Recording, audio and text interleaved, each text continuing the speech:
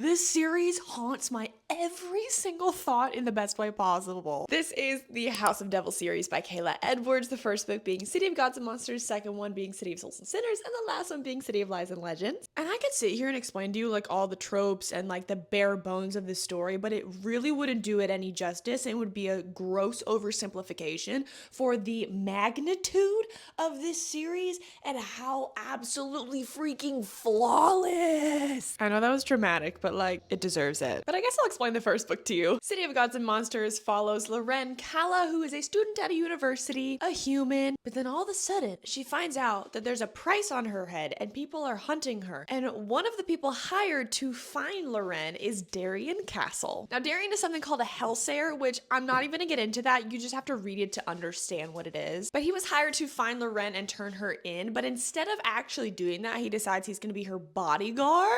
And during their time together, they decide, hey, it's probably a good idea to find out why people want you so much and what they want you for, what they're up to. And honestly, that's literally all that I can say, or else I'm gonna spoil so much of it. But this is like 700 pages. Each book is over 700 pages. But please do not let that deter you. I'm telling you, every single page had me hooked. The connection that I felt to these characters is like Sarah J. Maas level. Not to brag, but Darien totally reminds me of my husband. Minus like the magic and the bounty hunter and like all that kind of stuff.